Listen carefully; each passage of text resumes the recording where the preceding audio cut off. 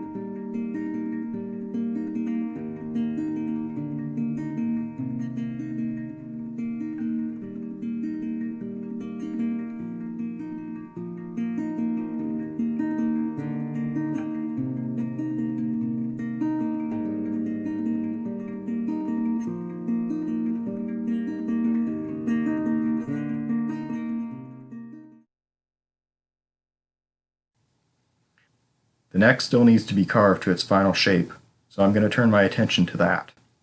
I'll freehand the outline, then get cleaned up with the contour gauge.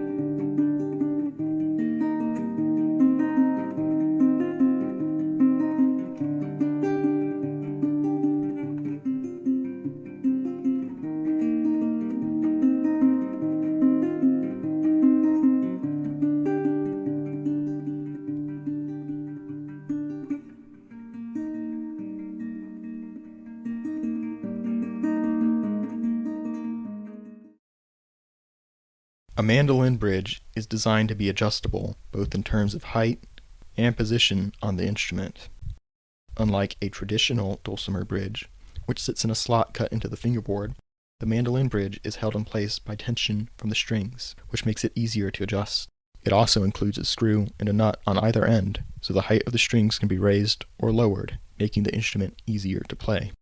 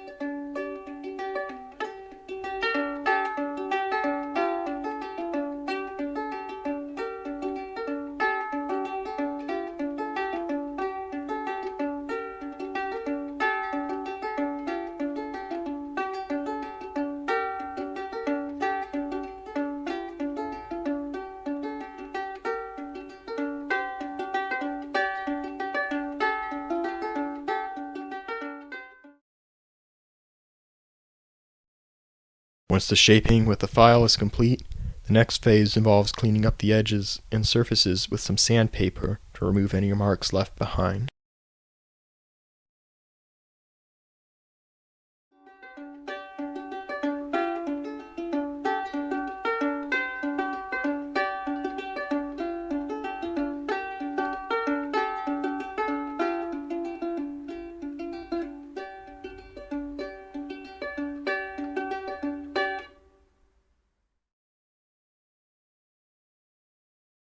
The fins on a bridge typically point in different directions to accommodate the different string gauges and tensions across the instrument. The different directions of the bridge fins allow for the adjustment of the height of each string individually with a file once I'm ready to put it on the instrument.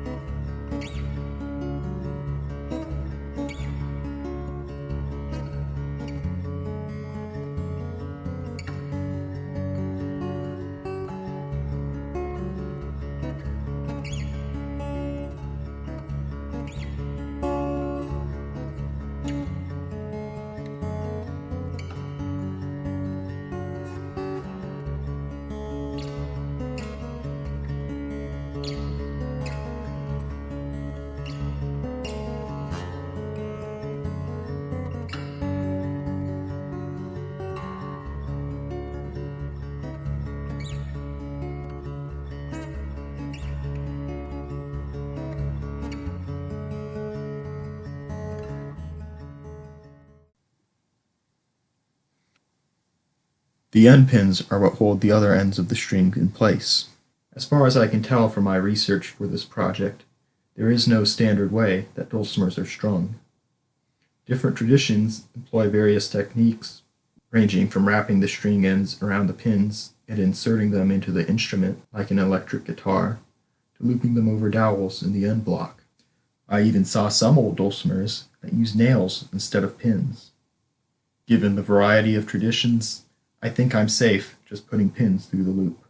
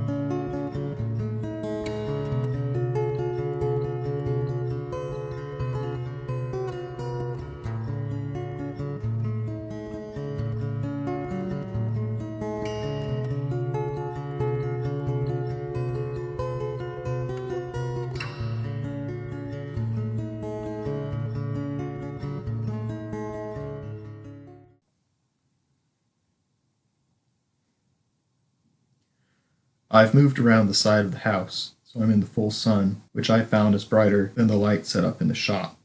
I'm using satin finish, water-based polyurethane, which, again, is a personal preference.